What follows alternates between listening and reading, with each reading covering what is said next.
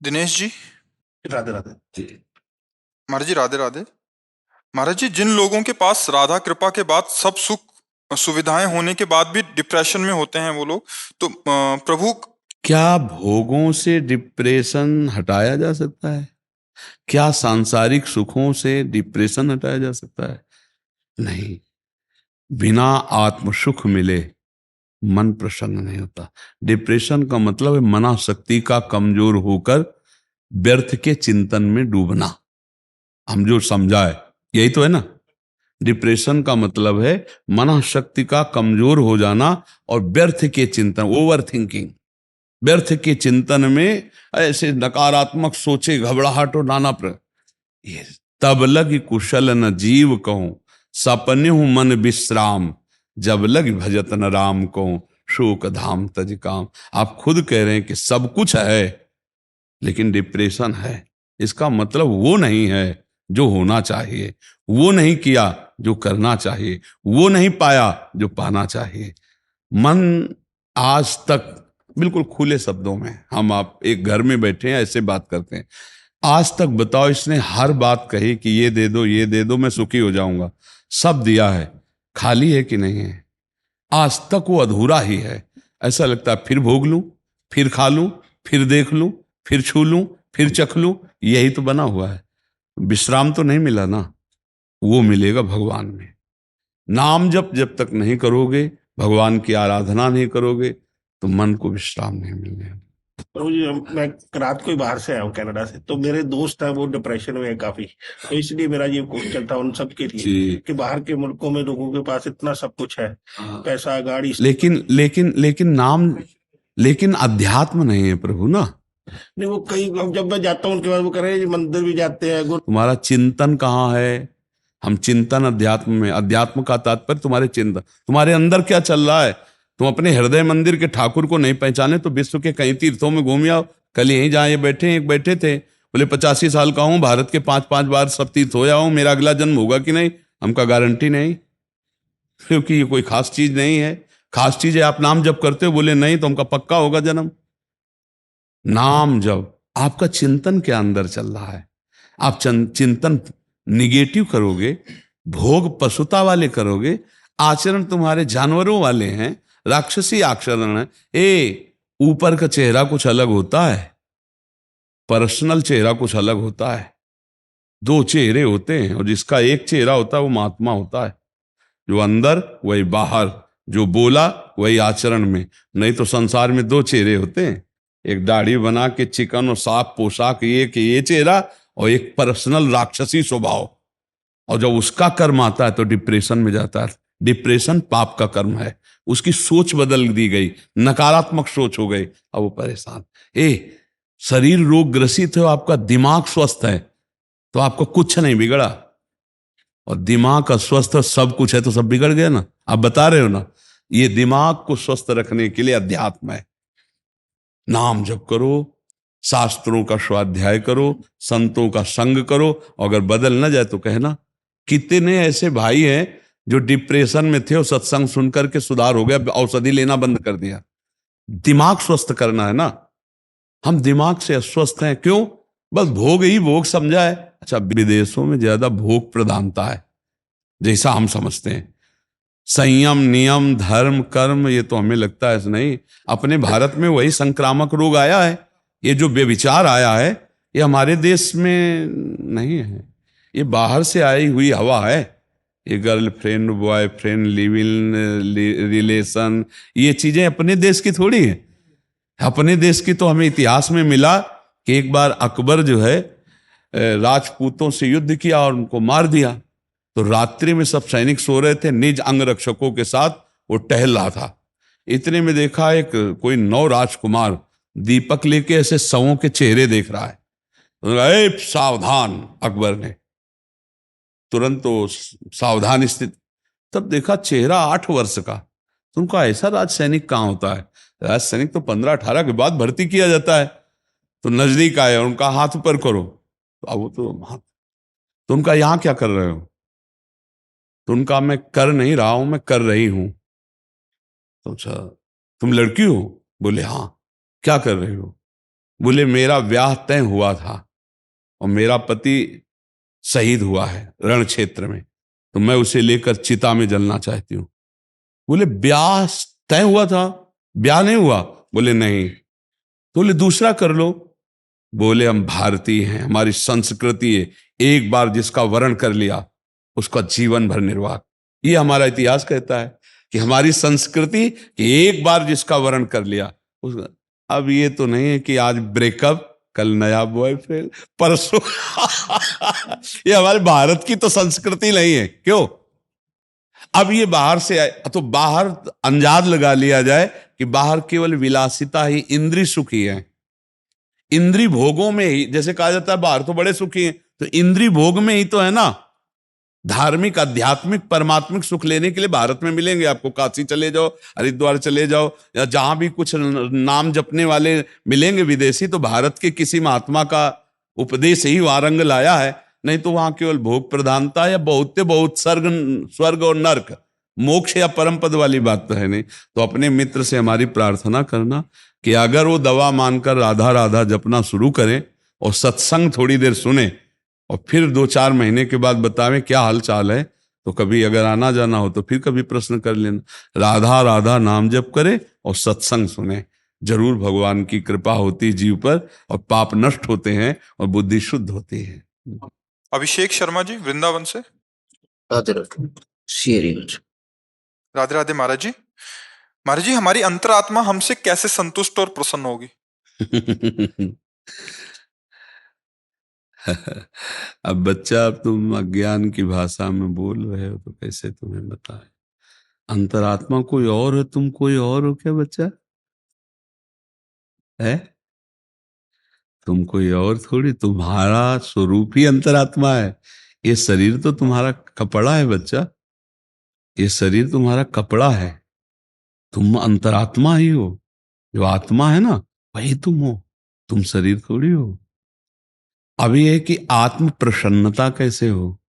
जैसे जिस प्रश्न को तुमने किया वो थोड़ा गलत ढंग से था कि हम अपनी आत्मा को कैसे प्रसन्न करें। तो आप अलग हो गए, आत्मा अलग हो गई। पहले उसका खंडन किया कि आत्मा ही तुम हो, अब उसका मंडन कर रहे हैं कि आप मानो कहना ये चाहते हो कि मुझे आत्म प्रसन्नता कैसे प्राप्त हो। जी। जैसे आपने बोला मैं अपनी आत्मा को कैसे प्रसन्न रखूं।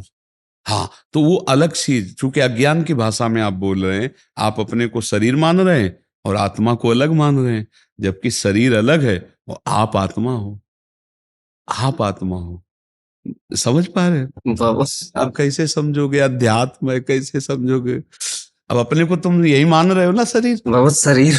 हाँ।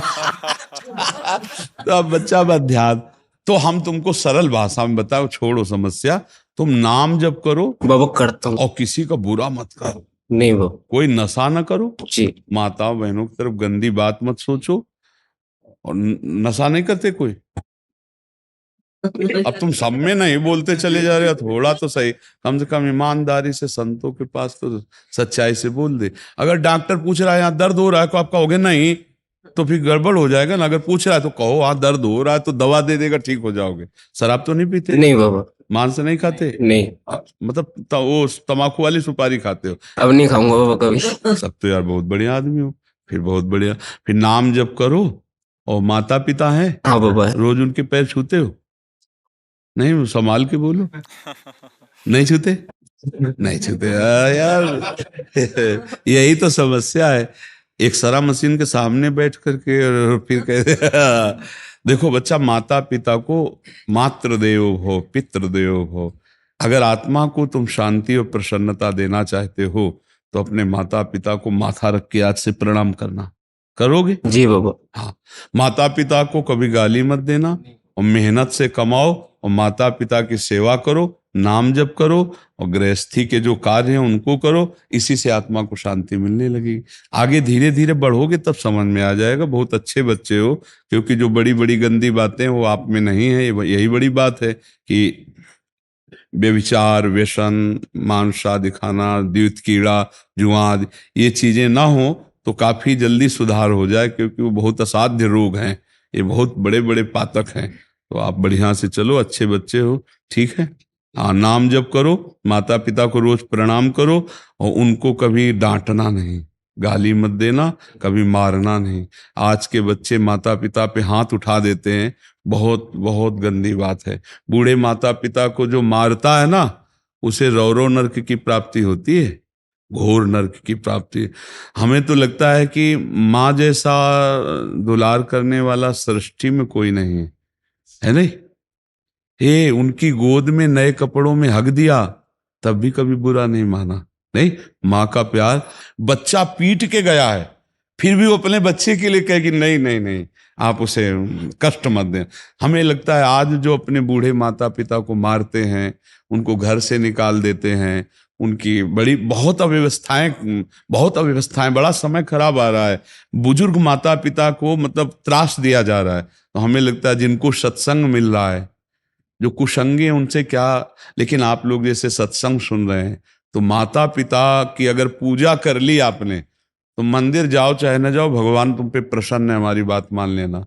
और घर के बूढ़े माता पिता को तुमने गाली दी, भूख प्यास और मार पीट की, और मंदिर में जाके 56 भोग लगाओ, कुछ नहीं मिलने वाला, नरक की प्राप्ति होगी। मातृ देवो भव पितृ देवो भव, ये साक्षात भगवान है। नहीं तो हमें लगता है माता पिता का आशीर्वाद भगवान का आशीर्वाद है। कभी आजकल जैसे इलात से मार रहे हैं, अपनी माँ के बाल घसीट रहे हैं, थप्पड़ मार रहे हैं, गाली दे रहे हैं, और कौन से मंदिर जाओगे, कौन से तीर्थ जाओगे जहां ये पाप धो पाओगे? कोई तीर्थ ऐसा नहीं बना। माता पिता को कष्ट देने वाला कभी किसी तीर्थ अवगाहन से पवित्र नहीं होगा। माता पिता की आह वो किसी, इसलिए सबको चाहिए, हम इस विषय पर सैकड़ों बार बोल चुके हैं, सबको चाहिए अपने माता पिता को कष्ट ना दे। बहुओं को चाहिए कि सासुओं की सेवा करे, सासुओं को चाहिए कि बहुओं को अपनी सगी बेटी की तरह देखे, पति को चाहिए वो शरणागत तुम्हारी पत्नी है, उसको अपना प्राण समझो, पत्नी को चाहिए अपने पति को प्राण, तभी तो गृहस्थी सुखमय हो। पर आज का वातावरण तो बहुत है नहीं, बहुत ही खराब। ये जो व्यभिचार प्रवृत्ति चली ना, ये सब खराब कर रहे हैं, नशा और व्यभिचार प्रवृत्ति। जिसको व्यभिचार प्रवृत्ति कोई दोष नहीं माना जाता, अगर बच्चा बच्ची राजी है तो कोई उसको रोक सकता है क्या? सरकार भी नहीं रोक सकती। तो ये अब वो प्रवृत्ति है ना। अच्छा, अब जब बड़े में वही प्रवृत्ति बढ़ेगी, अच्छी प्रवृत्ति डालो तो अच्छी प्रवृत्ति, बुरी प्रवृत्ति तो अब वो पति के साथ कैसे टिकेगी, और वो सास ससुर की कैसे सेवा करेंगे इन बुड्ढों को? उसकी तो यही दृष्टि रहेगी ना, इन बुड्ढों नहीं, हमारे लिए तो आज के नए बच्चे सास ससुर की सेवा या माता पिता की सेवा, और चलते हैं उन्नति के मार्ग पे। उन्नति किसको कहते हैं? धर्म को। माता पिता की अवहेलना, धर्म की अवहेलना तो उन्नति। पापी पुरुष की उन्नति को ऐसा समझना जैसे अंतिम इच्छा पूछी जा रही हो फांसी देने वाले को। उसकी उन्नति उसका नाश है जो अधर्म पूर्वक चलता है। बढ़िया बच्चा, नाम जप करो, अपने माता पिता की सेवा करो, तो आत्मा को शांति मिलेगी। ठीक। सृष्टि जी, राधे राधे। महाराज जी कभी कभी गुस्से में कुछ ऐसा कह देते हैं कि जो बाद में ग्लानि में डाल देता है। माफी भी मांगते हैं। गुस्सा तो ऐसा कहलाता ही है। जो क्रोध है वो दुरुक्ति, गाली देना, कटु वचन कहना, चुभने वाले वचन कहना, ये तो क्रोध का लक्षण है। जब क्रोध प्रकट होगा तो गंदे वचन बोलेगा, कड़ुए वचन बोलेगा, ऐसे भद्दे वचन बोलेगा जिससे हृदय छलनी हो जाए। यही हमें संभालना है कि जब ऐसा क्रोध आवे तो दांती पीस ले, बोलना ही नहीं है। पर उस समय विवेक काम करे तब ना, उस समय तो और खखार के बोलेगा कि पूरा मोहल्ला सुने, नहीं सुनेगा। जब ऐसे नाम कीर्तन करवा तो राधा राधा, और जब लड़ाई होगी तो एक आदमी पूरा मोहल्ले को अलग परेशान कर देगा। तो क्रोध का लक्षण ही है उच्च स्वर में बोलना, कड़वे शब्द बोलना, गाली बोलना, अभद्र शब्द बोलना। तो हमें लगता है ऐसे समय में मौन का सहारा ले और नाम जप करने लगे तो क्रोध से बच जाएगा। नहीं, क्रोध का काम ही है। अब चूंकि आपका पवित्र हृदय, इसलिए बाद में ग्लानि होती है। नहीं तो प्रायः लोगों को गाली देने के बाद ग्लानि थोड़ी होती है। वो तो समझते हैं कि देखा ना, 4 बातें कही, मैंने 10 बात कह के आए, तो उसको गर्व होता है। ये तो भक्त हृदय आपका, इसलिए ग्लानि होती है। तो वो ग्लानि भी ना हो, इसलिए मौन का आश्रय। क्रोध को मौन से, मौन और विचारपूर्वक, मुझे कुछ नहीं बोलना है, इस समय हट जाना है, हट जाना चाहिए। एक संत के पास एक भगत गए, मुझे बहुत गुस्सा आता, गुस्से में गाली देते हैं। एक बोतल में पानी मंगवाया, बोले दवा है, जब गुस्सा आना मुंह में भर लेना, और जब तक गुस्सा खत्म न हो जाए तब तक थूकला लें। तो सोचे गुरुजी की दी हुई दवा है, पानी मुंह में, जो गुस्सा आने, अब गुस्सा तो आ रही है, पानी मुंह में भला, थूकला तब है जब गुस्सा खत्म हो जाए। गाली नहीं हुई, क्रोध का काबले और कुछ नहीं, वो पानी। तो ऐसे मौन ले ले, या भाई तुम भी एक बोतल में पानी रख लो कि ये दवा मिली है, और जब गुस्सा आवे तो मुंह में भर ले। मौन, चुपचाप मौन रहे, बोलेला हट जाए उस समय तो है। जितेंद्र व्यास जी, करौली, राजस्थान। गुरुदेव भगवान, आपके चरणों में कोटि कोटि प्रणाम। महाराज जी, क्या भजन और तप एक ही हैं या दोनों से भगवत प्राप्ति का अलग अलग मार्ग? नहीं, या तप शब्द अलग है और भजन शब्द अलग है। भजन धातु सेवायाम, समाज की सेवा, ठाकुर की सेवा, गुरु की सेवा, ये भजन के अंतर्गत आता है। सुमिरन का मतलब होता है नाम जप करना, भगवान के नाम का सुमिरन करना, और तप का मतलब होता है मान अपमान, दुख सुख, लाभ हानि, हम जो परमार्थ में चल रहे हैं उसमें जो हमारे अंदर काम क्रोध लोभ, इनको सहना, इनसे किसी भी तरह से हम विचलित ना हो, अंदर उनको सहते हुए चले जा रहे हैं, उसे तप कहते हैं। ताप को सहना। मात्रा स्पर्शास्तु कौन्ते शीतोष्ण सुख दुखदा आगमा पाइनो अनित्यास्तास तितिक्षस्व भारत। तितिक्ष माने सहनशील, जो सह जाता है वही तपस्वी कहा जाता है। उसी तप से पाप का नाश होता है और भगवत प्राप्ति होती है। दोनों भगवत प्राप्ति कराने में समर्थ हैं। यदि भगवत प्राप्ति के लिए आए हुए निंदा, अपमान, तिरस्कार, काम क्रोध को सह जाए तो भगवत प्राप्ति हो जाए। या दूसरों की सेवा करे, नाम जप करे, भगवत लीला चरित्र गायन करे, भगवत लीला सुने, इससे भी भगवत प्राप्ति हो जाएगी। कई साधन है पर उसमें भगवत भाव प्रधान है।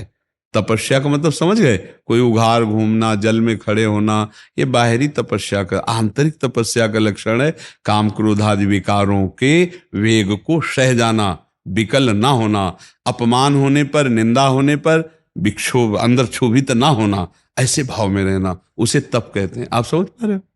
भजन कहते सेवा को, समाज की सेवा, भगवान की सेवा, माता पिता की सेवा, और सुमिरन कहते। तभी गोस्वामी तुलसीदास ने लिखा है, का हनुमंत विपत्ति प्रभु सोई, जब तो सुमिरन भजन न होई। सुमिरन अलग चीज है, भजन अलग। सुमिरन है नाम सुमिरन, भगवान की लीला चरित्रों का सुमिरन। भज धातु सेवायाम, ठाकुर सेवा, गुरु सेवा, समाज सेवा, माता पिता की भगवत भाव से सेवा, ये भजन कहलाता है। समझ पा रहे? यक्षम गुलाटी जी, रोहतक से। श्री हरिवंश महाराज जी, महाराज जी, मुझे ऐसा क्या करना होगा कि लालजू और लाडलीजू अपनी कठपुतली बना लें हमें, जिस प्रकार उनके हाँ अपने बच्चा, ये तो बहुत बड़ी बात है कि हम प्रभु के हाथ के खिलौने बन जाएं। अभी तो माया के हाथ के खिलौने हैं। अब प्रभु से प्रार्थना करें और नाम जप करें कि मेरा अहंकार प्रभु के चरणों में समर्पित हो जाए। सारा का सारा खेल अहंकार का है। ये जो देहाभिमान है, ये नचनी नाच नचाए है, ये खत्म हो जाए तो सब बन जाए। ये देहाभिमान अज्ञान का मूल है। संसत मूल शूल प्रद नाना, सकल शोकदायक अभिमाना, ताते करें कृपा निधि दूरी, सेवक पर ममता अति भूरी। यदि भगवान की शरण में हो जाए और अहंकार भगवान के चरणों में समर्पित हो जाए तो आपको अनुभव होगा कि श्री भगवान या प्रियालाल हमें यंत्र की तरह सेवा करा रहे हैं। मैं करता नहीं हूँ, प्रियालाल करा रहे हैं। श्री जी की इच्छा से वृंदावन वास, श्री जी की इच्छा से परिक्रमा, श्री जी की इच्छा से नाम जप, श्री जी की इच्छा से राष्ट्र सेवा, सब बातें उसे भगवत इच्छा दिखाई देती है जिसका अहंकार प्रभु में समर्पित हो जाता है। तो नाम जप करो, प्रार्थना करते रहो कि तनुवांग मनोभीर अमलई सोहम तो वाश्रिता, मेरा शरीर, मेरा मन, मेरी बुद्धि, मेरे प्राण, मेरा अहंकार, हे नाथ, सब आपके चरणों में समर्पित हो जाए। ठीक है बच्चा? बहुत अच्छे बच्चे हो। इस अवस्था में आप प्रियालाल के यंत्र बनना चाहते हो, विशेष कृपा पात्र हो। बस गंदे बच्चों का संग मत करना, गंदी बातें मत देखना मोबाइल में, गंदे विचारों को टिकने मत देना, नाम जप करना, अच्छे महात्मा बन जाओगे। घर गृहस्थी में रहते हुए महात्मा का मतलब होता है उदार विचार, निरंतर भगवत चिंतन। पैंट शर्ट में महात्मा होते हैं। और अगर भजन ना हो, सत्य विषय ना हो, तो बच्चा भेष रखने में कोई देर थोड़ी। राक्षस भी भेष रख सकता है। देखो कालनेमी ने भेष रखा था ना हनुमान जी को ठगने के लिए, साधु वेश रखा था ना। तो कोई वेश की प्रधानता है लक्षणों से। अगर लक्षण नहीं तो वेश का कोई महत्व नहीं, और लक्षण है तो देखो विभीषण जी से भगवान कह रहे तुम सारिखे संत प्रिय मोरे, धरऊं देह नहीं आन निहोरे। तुम्हारे जैसे संतों के लिए मैं अवतार धारण करता हूं। तो विभीषण जी तो राजमंत्री पोशाक धारण किए हुए रावण के पास से आ रहे हैं, कोई साधु वेश तो नहीं धारण किए, पर साधु हैं। ये भगवान शंकर भी बोले जब लात मारी रावण ने, और विभीषण जी हाथ जोड़ के कह रहे तुम पितु सरिस भले ही मोहि मारा, तो कैलाशपति बोल पड़े उमा संत कै इहै बड़ाई, मंद करत जो करे भर। ये संत है विभीषण, रावण लात मार रहा है और उसका मंगल मना रहा है, और भगवान भी कह रहे तुम सारिखे संत। तो संत का मतलब होता है हृदय की निर्मलता, भागवतिक सद्गुणों का भंडार, और वो उसी के हृदय में आता है जो भगवान का चिंतन करता है। नाम जप करो, भगवान से प्रार्थना करो। बहुत अच्छे बच्चे हो, बस गंदे मित्रों का संग मत करना। आजकल कुसंग बहुत बढ़ गया है, जहाँ खान पान सब चरित्र ही दूषित हो रहे हैं, इसलिए बढ़िया बात नहीं बन रही। ठीक है बच्चा जी। सुषमा तिवारी जी, श्री राधे। राधा वल्लभ श्री हरिवंश। महाराज जी इनका प्रश्न लंबा है। ये कह रहे हैं कि 108 परिक्रमा करने की इच्छा किया था कभी, गोवर्धन परिक्रमा करने का, उसमें 15-20 अभी बाकी हैं। उम्र 57 साल हो गई है, अभी थकान की वजह से हो नहीं पाती। आपके सत्संग की प्रबल इच्छा होती है, इसलिए परिक्रमा में नहीं जाके सत्संग में, ऐसा इनका भाव है। इसीलिए हम कहते हैं संकल्प क्यों करते हो, पता नहीं शाम तक हम जीवित रहें, किसका है प्रश्न। शाम तक जीवित रहें कि ना रहें हमें भरोसा नहीं, तो हम संकल्प क्यों करें। भाई मैं ये करूंगा, ये संकल्प तो वो करे जिसको कल का भरोसा हो। अपने लोग तो ऐसे मृत्यु लोक में है कि अगले सेकंड का भरोसा नहीं। तो ऐसी प्रार्थना करनी चाहिए कि हे प्रभु, यदि आपने मुझे जीवन दिया, सामर्थ्य दिया, समय दिया, तो ऐसी हमारी भावना बन रही कि हम 108 परिक्रमा कर लेंगे। अगर नहीं समय, नहीं शरीर सामर्थ्य रही, तो हम एक को नहीं करेंगे, तो कोई अपराध नहीं लगेगा। अगर संकल्प ले लिया कि अब 108 करेंगी, तो अब करना चाहिए। फिर देखो संकल्प पूरा करना चाहिए। तो अभी इस जान तो शरीर में है ही, तो कितनी हो गई है? 15-20 रह गए हैं कह रहे अभी। हाँ तो धीरे धीरे पूर्ण कर लो, 2 बार में पूर्ण कर लो। साल में लगती है एक ऐसा ऐसे संकल्प थोड़ी पूरा किया जाता है। संकल्प के लिए फिर उसी कार्य में लगा जाता है। अब ऐसा जैसे महीने में आई तो आधी परिक्रमा एक बार कर गई, आधी एक बार कर गई, ऐसे कर लो पूरी। बढ़िया है, गिरिराज जी महाराज की परम पावन तलहटी पर 8-10 घंटा व्यतीत हो, वहां रज उड़ के लगे और प्रणाम करो, इससे जीवन का परम कल्याण हो जाएगा। हमें लगता है पूरी कर लो, धीरे धीरे, महीना 2 महीना में एक बार आए आधी कर लिया, फिर आई आधी कर लिया, धीरे धीरे कर लो। मर्जी ऐसे भी पूरी मानी जाएगी। आधी कर लिया, फिर हाँ उसके बाद बिल्कुल प्रणाम बिल्कुल, करके हाँ फिर अगली बार। बिल्कुल बिल्कुल, एक बार में नहीं तो 4 बार में कर ले। कोई ऐसा थोड़ी कि एक ही बार में होनी चाहिए। मान लो शरीर अस्वस्थ हो जाए तो हम कह रहे हैं 20 बार में एक बार कर ले। मान लो हम 500 कदम चले, रुक गए, फिर आ गए, उसी 500 कदम से फिर आगे चले 500 कदम, फिर रुक गए, ऐसे किया। आराधना आराधना। अच्छा सबसे बड़ा लाभ है कर ले मैं, कि अब इनका चिंतन फंसा रहेगा। हाँ तो कहाँ फंसा रहेगा? गिरिराज जी में। ये चिंतन इनके कल्याण लायक रहेगा, क्योंकि गिरिराज जी का चिंतन, परम पावन ब्रजभूमि का चिंतन, कि अभी हमारी 5 परिक्रमा रह गई, अभी हमारी 10 परिक्रमा, ये इनका मंगल करेगा। पर हम सबसे प्रार्थना करते हैं संकल्प ना लिया जाए। कभी कोई अगर नियम लेने की बात हो तो ये जरूर छूट दे दे कि हे प्रभु, यदि हमारा स्वास्थ्य ठीक रहा, हमारा जीवन रहा, तो हम आपके ऐसा कर लेंगे, और अगर नहीं रहा तो आपने कोई संकल्प किया नहीं तो पाप नहीं लगेगा।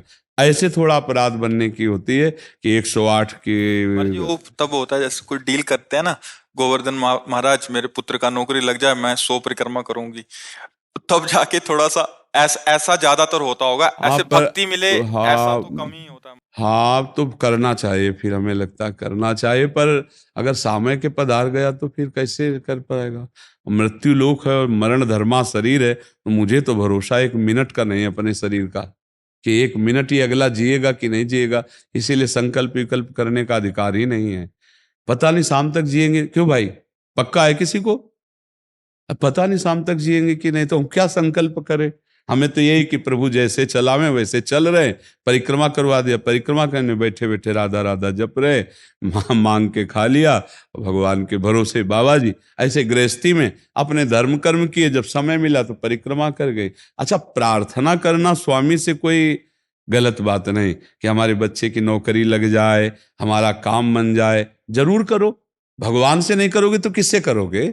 करना चाहिए, पर ये करके कि हमारी कामना पूर्ण कर दो, हम इतना करेंगे, फिर बंधन हो जाएगा। हम इतना क्यों कहें तुम्हारी परिक्रमा करेंगे और हमारा काम पूर्ण? स्वार्थी हो क्या? हमारे पिता हो, हमारे स्वामी हो, हमारी जरूरत है, मांग रहे कि प्रभु हमें एक संतान दे दो, हम आपको कुछ करेंगे, ये हम में बस नहीं, हमारे पास तो जो कुछ दिया हुआ सब आपका है नाथ। स्वाभाविक 108 परिक्रमा लग जाए, कोई बात नहीं, संकल्प मत करो, मांग जरूर लो, तुम्हें मांगना है, और छूट दे दो कि प्रभु यदि उचित हो तो ऐसा करना, अगर उचित ना हो तो प्रभु लाख बार मांगो तो भी पूरा मत करना। ये भक्तों की मांगे होती हैं, ये सत्संगियों की मांगे होती है कि नाथ मेरी आवश्यकता तो है, पर अगर आपको उचित लगे तो आप दे देना, और अगर उचित ना लगे तो मेरे मांगने पर भी आप ना देना। तो हमें लगता है आप कर लो परिक्रमा, अभी शरीर में दम है, जितनी बार आओ थोड़ा थोड़ा करके परिक्रमा पूरी कर लें। इंदु शर्मा जी फरीदाबाद से। राधे राधे। राधे राधे गुरुदेव, आपके चरणों में कोटि कोटि प्रणाम। महाराज जी, मैं नाम जप करती हूँ, लेकिन जितना जप करना चाहती हूँ उतना नहीं करती। नाम जप की ऐसी भूख कैसे जागृत हो कि मेरे हर श्वास के साथ नाम जप हो? वैसे यही पीड़ा किसका प्रश्न है? यही पीड़ा आगे चल करके ऐसी भूख पैदा कर देती है। जब ये बात बनी रहती है कि जितना नाम जप होना चाहिए उतना नहीं होता, उतना, ये बात तो हमारे में भी है। इतनी पीड़ा तो हमको भी बनी रहती है कि जितना होना चाहिए उतना नहीं होता। इतनी पीड़ा हम अपने गुरुदेव भगवान में भी देखी। एक दिन उन्होंने कहा क्या बताएं, जीवन निकल गया, छक के नाम जपने को नहीं हुआ, रात दिन मंत्र में नाम में लगे गए, रात दिन 10 वर्ष समीप रह के सेवा में रहे। तो देख, बोले क्या बताऊं, पूरी जिंदगी निकल गई, छक के नाम जपले को नहीं मिला। तो भगवत भजन करने वाले में भजन की इतनी भूख बढ़ जाती है कि रात दिन भजन करने पर भी उसको ऐसा अनुभव होता है कि जैसा होना चाहिए वैसा। यही अखंड भजन बनाता है, यही अखंड। पर इस अखंड भजन होते हुए भी रोना आएगा कि प्रभु मुझे भजन करने की रुचि दे दो। यही भजन, असली भजन का ही फल है। भजन करते हुए भजन की इतनी भूख होना कि भगवान से भजन ही मांगना कि प्रभु मुझे भजन करते। अभी वो भजन नहीं होता जैसा प्रेम से होना चाहिए। हर एक महात्मा को, हर एक भजनानंदी को अनुभव होगा, और ये अगर हुआ तो भजन अखंड होने लगेगा। क्योंकि हम जिसकी पीड़ा महसूस करते हैं उसको हम भूलना कैसे बर्दाश्त कर पाएंगे? तभी वो अखंड स्मृति कर पाता है। और जो संतुष्ट हो जाता है भजन में, वो भजनानंदी नहीं होता। जो भजन में असंतुष्ट और भोगों में संतुष्ट रहता है वही भजनानंदी कहा जाता है। आपका श्रीमुख से एक बार सुने थे हमने कि आपने बोला था कि दहीनता राधा रानी जी को बहुत पसंद है, तो वो जीवन में कैसे लाऊं दहीनता? महाराज जी, हमने तो गुरु कृपा देखी है, केवल गुरु कृपा से दैन्यता प्राप्त होती है, अपने साधन से नहीं। हम जैसे कोई भी साधन करते हैं ना, तो हमारा अहंकार उसे पकड़ लेता है। जैसे हम 10 वर्ष मौन रहे तो हमारा अहंकार पकड़ लेगा, 10 वर्ष से मैं मौनी हूं तो मेरा अहंकार दैन्य नहीं होने देगा। ये गुरु कृपा से होता है। जब गुरुदेव की कृपा होती है, हृदय कहता है कि मैं कितना नीच अधम, पर मुझे गुरुदेव ने संभाल लिया। अपनी बात कहते हैं, मुझे तो गुरुदेव ने संभाला, नहीं तो साधन भजन हो रहा था पर वो अहंकार जनित था। जब गुरुदेव ने कृपा करी तो हमारे अहंकार को चकनाचूर हुआ। तब ये बात समझ में आई कि गुरु कृपा से मोक्ष मूलम गुरु कृपा। गुरुदेव भगवान साक्षात करुणा में प्रियालाल के स्वरूप हैं। वो जब कृपा करते हैं तो अहंकार नष्ट हो जाता है, और अहंकार नष्ट होते ही दैन्यता आ जाती है। और प्रियालाल को दैन्यता बहुत प्रिय है, और वो दैन्यता कृपा से ही आएगी। और गुरु के चरणों में आसक्त रहो। देखो, हम आपको गुरु महिमा की एक बात बता दें, जब हम कोरा कागज होकर गुरुदेव के चरणों में समर्पित होते हैं तभी हमारी हृदय में लिखा पढ़ी सही होती है। हम लोग क्या होते हैं, पूरा कागज रंगे हुए पहुंचते हैं और अपनी बुद्धि लड़ाते हैं गुरुजनों पर, इसीलिए हमारा काम बन नहीं पाता। यदि हम बच्चा बन के गुरु के चरणों में जाएं, जैसा बोले वो वैसा करने लगे, तो गुरु को भी पता नहीं चलेगा। ऐसे शिष्य की उन्नति हो जाएगी अध्यात्म की, क्योंकि उसने उनको भगवान माना है। देखो, एक हम प्रसंग कई बार सुना चुके हैं एक उड़िया बाबा ने सुनाया था प्रसंग कि एक बंगाल के भगत के मन में आया कि मैं गुरु बनाऊं, तो एक प्रसिद्ध थे काली के उपासक, उनके पास गए और वो मदिरा पीते थे, वो जानते नहीं थे, वो मदिरा पिए हुए बैठे हुए थे। उन्होंने कहा गुरुदेव मैं आपको गुरु रूप से वरण करता हूं, मुझे मंत्र दे दो। तो शराब के नशे में लड़खड़ाते हुए मंत्र बोले, तो अशुद्ध मंत्र और अशुद्ध अवस्था, पर वो सीधा सरल भक्त भगवान मान के गुरु की छवि लेके पूजा में रख के और मंत्रानुष्ठान, अशुद्ध मंत्र। 1 साल ही हुआ कि मां भद्रकाली प्रकट हो गई, काली, और उनका बेटा तेरा गुरु ढोंगी है। तो उनका मां, पहली बात तो आप गुरु को ऐसा ना बोले, गुरु हमारे परब्रह्म है, आप ऐसा ना बोले। बोले बेटा तू बहुत सरल है, जानता नहीं, वो शराब पीता है और जो मंत्र दिया ना वो अशुद्ध है। मां ने कहा, तो उनका मां अब तो और विश्वास आपकी बात पे नहीं रहा, अगर गुरु ने अशुद्ध मंत्र दिया होता तो तुम 1 साल में आ गई, कैसे आ गई? बोले बताने आई हूं कि मंत्र अशुद्ध है। तो उनका मां, मैं अपने गुरु निष्ठा और गुरु मंत्र को नहीं छोड़ सकता, आप जाओ। तो उनका बेटा, मैं तुम्हारी गुरु भक्ति पे प्रसन्न हुई और आज से मेरे सिद्ध करने का मंत्र यही होगा जो अशुद्ध मंत्र। ऐसा गुरु भाव किया जाता है। गुरु को परब्रह्म साक्षात माना जाता है। परब्रह्म में दोष दर्शन नहीं होते, दोष हमारी बुद्धि का है। अगर बुद्धि का दोष निकाल दे तो देखो, मत्ता परतरम नान्यत किंचिदस्ति धनंजय, भगवान कह रहे मेरे सिवा कोई और है नहीं। फिर हम गुरु को दोष दर्शन में देखें, कहीं ना कहीं हमसे त्रुटि हो रही। हमें घोर पापी में भी भगवान देखना है तो गुरु में भगवान देखने में क्या बात है? विचार करके देखिए, जब हम गुरु में भगवान देखते हैं तो अपना समर्पण करते हैं, और जब वो हमारे साथ उल्टा व्यवहार करते हैं और हम सह जाते हैं तो हमारा अहंकार नष्ट हो जाता है। वहीं वहीं रहकर उसको चोट पहुंचने दो अहंकार को, और अहंकार जब मिटिया मिट हो गया तब कृपा उदय हुई, तब समझ में आया को हो साक्षात परब्रह्म गुरुदेव हैं। गुरुर् ब्रह्मा गुरुर् विष्णु गुरुर्देव महेश्वरा, गुरु साक्षात परब्रह्म तस्मै श्री गुरु। गुरु में भगवान बुद्धि करना बहुत कठिन बात है, सबसे कठिन बात विश्व में, समझ लो। गुरु में परब्रह्म बुद्धि करना, और गुरु में परब्रह्म बुद्धि नहीं तो कुछ भी कर ले अहंकार नष्ट नहीं होगा। यह खुली बात कह रहे, गुरु ही एक वो खिलाड़ी है जो हमारे अहंकार को मिटिया मेट कर दे सकते हैं, दूसरा नहीं, दूसरा नहीं। इसीलिए ध्यान मूलम गुरु मूर्ति, पूजा मूलम गुरु पदम, मंत्र मूलम गुरु वाक्य, मोक्ष मूलम। गुरु का चरणामृत पियो, गुरु की चरण रज लगाओ, और गुरु के आगे एक तुच्छ सेवक की तरह रहो, अभी दैन्यता आ जाएगी। अगर गुरु में दोष दर्शन होने लगे तो हट जाना चाहिए, और दूर से उनको परब्रह्म मान के बिना निंदा किए उनके द्वारा बताई हुई उपासना में रत हो जाए तो उसका परम कल्याण हो जाएगा। दूसरा गुरु बनाने की जरूरत नहीं है। परमात्मा प्राप्ति के लिए गुरु कृपा ही। हम तो आपको हाथ उठा के कहते हैं कि गुरुदेव की कृपा के बिना एक कदम नहीं चल सकते, एक कदम भी नहीं चल सकते। हम जैसे भूमि में ही कदम रख सकते हैं, ऐसे हम जीवित हैं, परमार्थ में चल रहे हैं तो केवल अपने गुरुदेव की कृपा से चल रहे हैं, किंचन मात्र कुछ नहीं। केवल वो ऐसे पकड़े हुए हैं तो हम चल रहे हैं, अगर वो ऐसे छोड़ दे तो धम्म में से गिर जाए। गुरु कृपा ही केवलम, गुरु कृपा है। वो दैन्यता गुरु कृपा से आती। महाराज जी धन्य भाग है आपकी कि आप दैन्यता चाहते हैं। हाँ, परम कृपा है वैष्णव आचार्यों की। बस चुपचाप चलते रहिए, किसी की निंदा मत करना और किसी के दोष दर्शन मत करना, बस इसी से दैन्यता आ जाएगी। और दैन्यता में रोना आता है, जैसे अब आपका दैन्यता में रोना आता है कि मुझ जैसे अधम पर इतनी कृपा श्री कृष्ण की, महाप्रभु की, गुरु की, तो वो हृदय निर्मल होता चला जाता है। जब रुदन होता है ना प्रभु के, उसमें इससे ज्यादा और किसी तीर्थ में नहीं पवित्रता है जितनी रुदन में पवित्रता है। हाँ, रुदु सुश्रम राजन कृष्ण दर्शन लालसा, जब अपने प्यारे प्रभु के लिए रोना आता है तो हृदय निर्मल, तार तार निर्मल हो जाता है। और कबीर दास जी कहते हैं कि बिन रोए किन पाइया प्रेम प्यारा अमित, कबीरा हंसना छोड़ दे रोने से कर प्रीत, बिन रोए किन पाइया प्रेम प्यारा अमित। ठीक जी। सोनिया जी, राधे राधे। महाराज जी, महाराज जी, मेरा सवाल है कि मैं हमेशा अपने बेटे के लिए हमेशा चिंतित रहती हूँ। मुझे हमेशा डर लगा रहता है कि मेरे बेटे को कुछ हो ना जाए, हमेशा बेचैन रहती हूँ। ऐसा क्यों होता है? माँ की ममता तो ऐसे ही होती है ना, आपकी नहीं, हर माँ की लगभग यही ममता ऐसी होती है कि मेरे बेटे को कहीं कोई दुख ना हो जाए। अच्छा है, कोई बुरी बात नहीं है, पर इसके लिए करो, भगवान नाम जप करो। भगवान क्या किसका प्रश्न है? हाँ, प्रभु की विराजो, आप बैठ जाओ। माँ का यही स्वरूप है, आप ही नहीं, हर माँ का हृदय यही होता है कि वो अपने बच्चे के लिए दुलार करता है। तो उसकी रक्षा के लिए, उसके मंगल के लिए नाम जप करो, भगवान का नाम जप करो और भगवान के भरोसे रहो।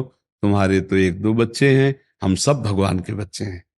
पर भगवान की 3 प्रकार की लीला है, एक है सृजन और एक है पालन और एक है संहार। और तीनों लीलाएं होंगी, पक्का होंगी।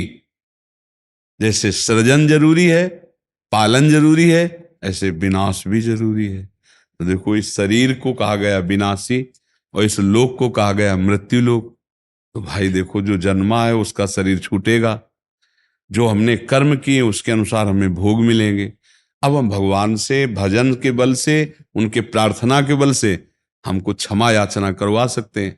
तो अपने पुत्र के लिए, अपने कल्याण के लिए, अपने परिवार के कल्याण के लिए, समाज के मंगल के लिए भगवान का नाम जप करे, भगवान से प्रार्थना करे, दूसरों को सुख पहुंचावे, धर्म पूर्वक आचरण करे, तो निश्चित मंगल होता है। हाँ, बहुत अच्छा है। देखो, यशोदा मैया स्वयं भगवान लाला के रूप में आयला, तो गौ की पूंछ से झाड़ना और ब्राह्मणों को बुलाकर स्वस्ति वाचन कराना, दान देना, मेरा लाला कन्हैया सुरक्षित रहे। क्योंकि बड़े बड़े आक्रमण हुए ना, पूतना है, तृणावर्त, अघासुर, बकासुर, तो मैया घबरा जाती थी कि दुनिया की बलाएं हमारे लाले के पीछे काहे पड़ी। और अच्छा, माँ को अपने पुत्र का महान स्वरूप दिखाने पर भी दिखता ले, क्योंकि माँ है ना, उनको तो लगता है मेरा लाला है, तो बार बार वो परेशान हो जाती थी। और स्वयं भगवान की रक्षा के लिए भगवान के नाम का प्रयोग किया, केशव भगवान बाजुओं की रक्षा करे, ऐसे करे, ऐसे। तो हमें लगता है भगवान का नाम जप और धर्माचरण, दूसरों को सुख पहुंचाना, और इसका फल मेरा पुत्र सुरक्षित रहे, मेरे पुत्र की बुद्धि शुद्ध हो, मेरे पुत्र को कभी विपत्ति न हो। तो ये देखो, माँ में बहुत बड़ी सामर्थ्य है। अगर माँ तपस्या और पूर्वक अपने पुत्र को चाहे तो अजर अमर बना सकती है। मंदालसा माँ ने यही कहा था, मेरे गर्भ में जो जीव आएगा उसे भगवान से मिला के रखूंगी, उसे भगवत प्राप्ति, और ऐसा ही किया। देखो, गांधारी जी ने जे भी सुना कि धृतराष्ट्र हमारे पति होने वाले वो अंधे हैं, तो पट्टी बांध ली। जब ये समय आया कि अब युद्ध होगा ही पक्का, तब गांधारी जी ने कहा, बेटा मैं तुम्हें बहुत प्यार करती हूं, तुम मेरा बेटा है, पर भीम के सहयोगी श्री कृष्ण तू मारा जाएगा, इसलिए जा, तू नग्न होकर मेरे सामने आ जा, मैं पट्टी खोलती हूं, तेरा शरीर वज्र का हो जाएगा, मृत्यु ही नहीं होगी तेरी। अब भगवान तो भगवान ही है। अब वो आ रहे थे नंग धड़ंग दुर्योधन, तो भगवान ने देखा उनका, अरे यार तुम इतने बड़े होकर बच्चों की तरह नंगे घूम रहे हो। तो उनका माँ ने कहा है, बच्चे हो, कम से कम कमर तो ढक लो इतना। ओ ऐसे पत्ता लगा के, ऐसे गांधारी ने जी ही आंख खोले ऐसे दे, उनका ये पत्ता क्यों लगा लिया? उनका, माँ तुम्हारे सामने नंगा कैसे आऊं? अरे उनका, धोखा कर दिया तूने, अब जितनी दृष्टि मेरी पड़ गई, तेरा शरीर वज्र का हो गया, गदा या किसी भी प्रहार से नष्ट नहीं होगा, लेकिन तू कमर से मारा जाएगा। यही से कमजोर हो गया। क्योंकि और भगवान अपने भक्त का प्रण पूरा करवाने के लिए जब द्रौपदी को दिगंबर करा रहा था ना, ये सभा में लाभ जंगा ठोक रहा था, तो भीम ने यही प्रण किया था, इसी जंगा को तोड़ूंगा। अगर भगवान भक्त की वचन रक्षा ना करते और वो पूरा वज्र का शरीर हो जाता तो तोड़ नहीं पाते, इसीलिए भगवान ने। तो माँ में कितनी सामर्थ्य है, आप देखो, अधर्म युक्त चल रहा है लेकिन मेरा बच्चा सुरक्षित रहे, आंख की पट्टी खोली, पतिव्रता, तो वज्र का शरीर कर दिया। तो आप अपने पुत्र को अजर अमर अविनाशी बना सकते हैं साधना और भजन के प्रभाव से। उसको भी नाम जप करवाए, आप भी नाम जप कीजिए। राजपाल सिंह जी। राधा वल्लभ शेरवंश। प्रभु जी, हम फोर्स में हैं, देश की सेवा में लगे हैं। महाराज जी, हम राष्ट्रीय सेवा में रहते हुए गुरु मंत्र हमें लेना चाहिए या अभी क्या करना चाहिए? अगर बच्चा नाम जप करो तो ज्यादा अच्छा रहेगा। गुरु मंत्र में कुछ विधान है, जैसे गुरु मंत्र है और फिर मांस नहीं खाना, प्याज लहसुन नहीं खाना, थोड़ा पवित्र। तो हम माना कि तुम मांस ना खाओगे लेकिन रसोई तो वही रहेगी, उसी चम्मच से दाल परोस दिया जाएगा और उसी चम्मच, क्योंकि भाई देखो राज सैनिक हैं, राज सैनिक है तो उनका अच्छा भोजन 50 सैनिकों के लिए जा रहा है तो वो अलग अलग गाड़ी में थोड़ी जाएगा कि वो हम ये पंडित जी के लिए जा रहा है वो तो एक ही जगह सब है कि भाई यार तुम नॉनवेज नहीं पाते तो ये तुम ले लो, ये तुम ले लो, लेकिन वो तो सब एक ही है। तो गुरुमंत्र हमें लगता है नाले नाम जप करे, राधा राधा राधा वल्लभ श्री हरिवंश, और जब रिटायर हो जाए तो फिर विधि पूर्वक गुरुमंत्र लेकर अपने घर में बना पावे और आनंद पूर्वक रहे। देखो सरकारी आदमी और जैसा मिलेगा भोजन वैसा पाना पड़ेगा, 3-3 दिन को स्नान करने को ना मिले। अब गुरुमंत्र लेने में है कि स्नान करे ऐसा ऐसा, तो हमें लगता है गुरुमंत्र रिटायर होने के बाद लेना चाहिए। वो अगर बीच में रिटायर के दौरान उससे पहले अगर हमारे को तो नाम दे दिया ना राधा वल्लभ श्री हरिवंश, वही गति होगी, वही गति होगी, इसमें संशय मत करो। नाम से परम गति होती है। राधा नाम का एक हमने पद सुनाया था, अगर सत्संगी जन होंगे रोज सत्संग सुनते होंगे, सुनो, राधा नाम है जीवन हमारा, राधा नाम प्राण आधार है। ये पूरा पद, राधा नाम ही हमें प्रेम में निकुंज में पहुंचाएगा। आखिरी पंक्ति है, निकुंज तक पहुंचा देगा ये राधा नाम, तुम्हें चिंता नहीं करनी। राधा वल्लभ श्री हरिवंश जपो या राधा राधा जपो। अब वो गुरुमंत्र जो है ना वो रिटायर के बाद ले, क्योंकि आप लोगों की सेवा ऐसी, बहुत से ऐसे सैनिक हैं जो जुड़े हुए हैं, वो खूब छूट दी है। हम देखो ज्यादा मानसिक विक्षिप्तता नहीं होनी चाहिए। अब मान लो आपको कहीं ऐसी जगह लगा दिया गया, अब वहां ऐसा भोजन पहुंच रहा है जो आपको नहीं पाना चाहिए, उस समय प्राण पोषण करना है आपको, हमारे राष्ट्र की सेवा करनी है। पर वो कई बात ऐसा होता है हमें यानी जबरदस्ती पर सेवा दे दी जाती है, जिसमें हमें भी बोले आपको ये मीट बांटना है और ये करना। हाँ बिल्कुल बिल्कुल बिल्कुल, नहीं नहीं, आप हमारी प्रधानता राष्ट्र सेवा की रखिए और राधा नाम जप करिए, वही गति होगी, तुम चिंता न करो, ठीक है। हाँ बस मस्ती से रहो, जहाँ रिटायर हो जाओ तो फिर, और अगर आपको जैसे है कि रिटायर के बीच में रिटायर हो गए तो नाम चल रहा है भगवान के आश्रित, तो वृंदावन में तुम बैठ के बात कर रहे हो, एक बार वृंदावन आ गया, एक बार राधा नाम ले लिया, उसकी दुर्गति नहीं होगी, ठीक है। हाँ नाम जप करो, क्योंकि मंत्र में कुछ नियमावलियां हैं और नाम जो है वो सर्वतंत्र स्वतंत्र है। अपवित्र पवित्रो वा, बिना नहाए धोए शौचालय में भी जप सकते हो, लेकिन मंत्र के लिए कुछ नियमावली है, ठीक है।